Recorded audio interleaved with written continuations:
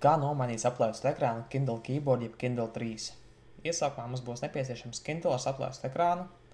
No ārpuses tas varbūt neizskatās saplēsts, bet ja tas ir aptuveni šāds kā video, tad var būt droši, ka iekšā tas ir saplīsis daudzos mazos gabaliņos. Pirmkārt jau jāpasūta jauns ekrāns, ko vislētāk var izdarīt pasūtot to no Ķīnas caur eBay vai AliExpress. Man šis konkrētais ekrāns izmaksāja $22. Parasti tas ir ļoti labi iepakots, bet vēlākas video parādīšu, kā pārliecināties, vai tam nav nekāda bojājuma pirms vēl Kindle ir izjauts pilnībā. Pirmais solis, lai to izjauktu, ir aizmugurējā paneļa noņemšana. Kā jau vairuma mūsdienu ierīču, arī šim nav nekāda skruvju, un tas ir piestiprināts uz klipšiem, kurus var noņemt, atāķējot tos ar kādu plakanu plasmasas ierīci. Es izmantoju speciālu rīku, kas nāca līdzi mini skrūviešu komplektam, bet var izmantot arī kaut ko citu, kas gadās prokai mājsaimniecībā. Prātīgi atāķējam katru klipu ejot visapkārt ierīces malai, līdz aizmugures panelis viegli nonāk no paša Kindle.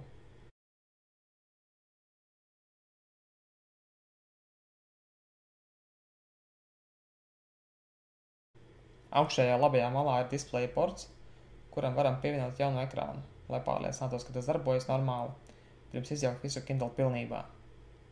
Iesākumā es droši vien spēs noņemšu bateriju, kura patiesībā arī ar laiku mēģina nolietoties un ir jāmaina. Pēcāk ar plasmasas rīku paceļam mazo ķepiņu pie displeja porta un varam to atvienot.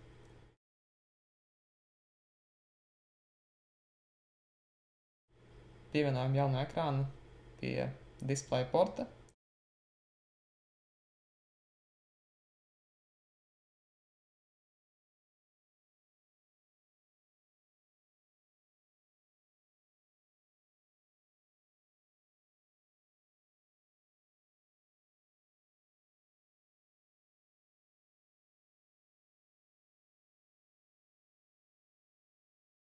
Un varam pārliecināties, ka pasūtītais ekrāns ir darba kārtībā, ieslēdzot Kindle.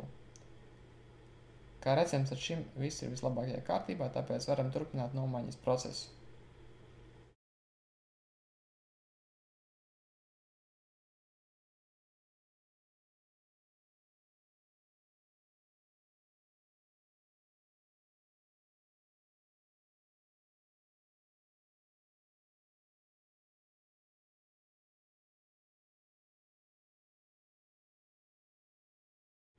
Atvienojam jaunu ekrānu.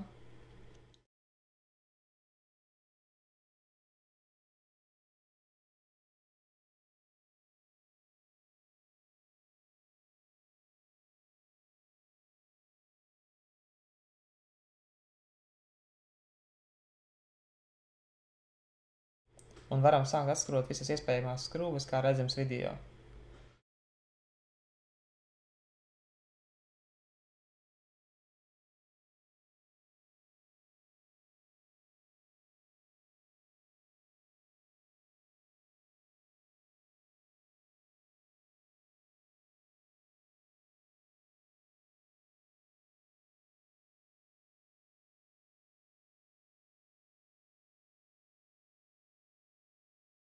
Atvienojam arī visas pārējās pieslēgvietas vietas, līdzīgi kā ekrāna portu, paceļot mazās ķepiņas uz augšu un izvelkot vadu.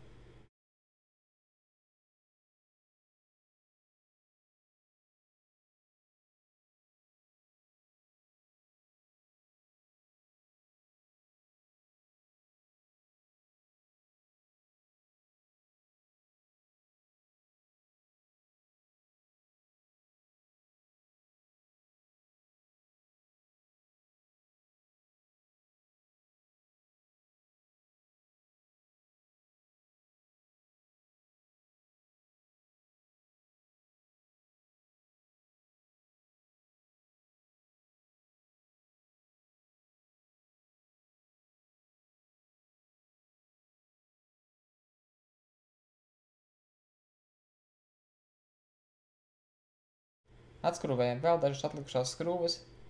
Šīs ir melnā krāsā un nedaudz mazākas par baltajām.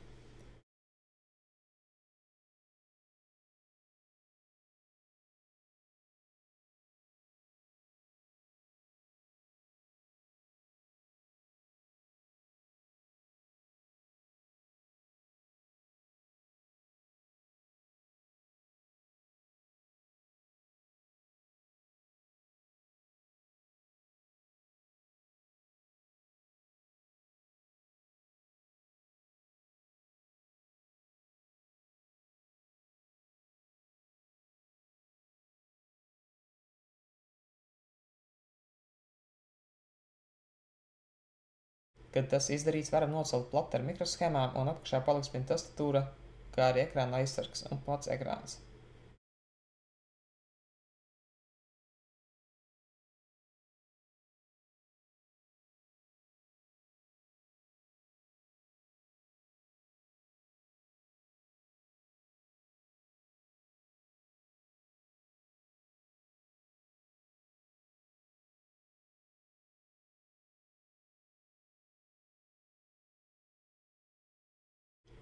Kā redzams no iekšpuses, tad ekrāns tik tiešām ir saplīsis mazos gabaliņos.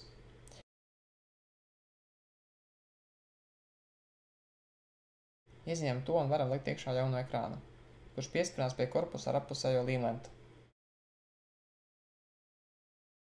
Ja tā palikusi pie vecā ekrāna, tad pie korpusa vajadzētu pielīmēt jaunu lentu. Pēc tam liekam klāt jaunu ekrānu un pārējās detaļas apgrieztā secībā. Skatāmies, lai pāri nepaliek neviena skrūve un lai būtu kārtīgi pievienoti visi pieslēgu vadi.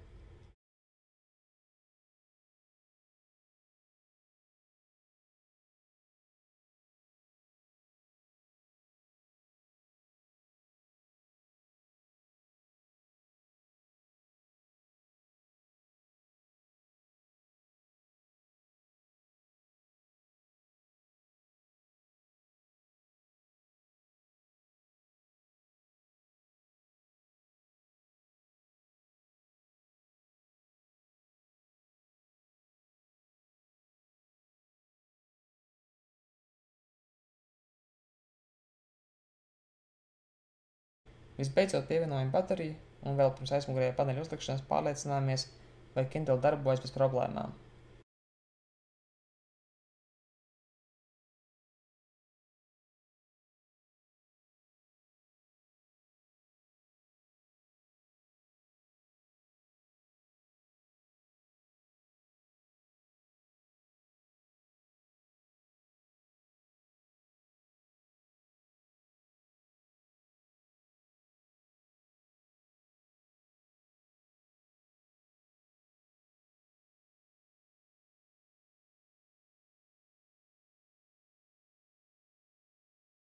Kad tas izdarīts, varam uzlikt arī aizmugurējo paneli, kārtīgi aiztaisot katru klipsi.